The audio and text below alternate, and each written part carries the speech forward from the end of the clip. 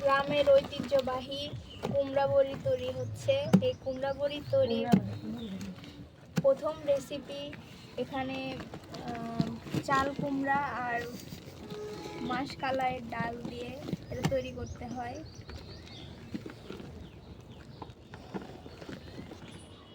এটা শুনেছে, এটা মাছ ও বেগুন দিয়ে ঝোল করে রান্না করলে বেশি ভালো লাগে খেতে। উপায়ে রান্না করা যায়, তবে সব থেকে ভালো উপায় মাছ দিয়ে রান্না করা। আপনারা এভাবে রান্না করে খেয়ে দেখবেন, আসলেই ভালো লাগবে। নিচে দিলে এটি ভেসে উঠবে।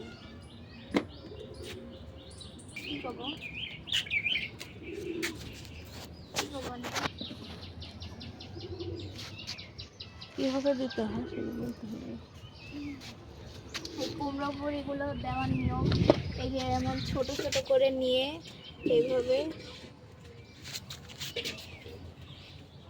বড়িতে একটু পানি বেশি হওয়ার কারণে বড়িগুলো বেড়ে যাচ্ছে। আপনারা যখন বানাবেন তখন চেষ্টা করবেন পানিটা যেন কম হয়।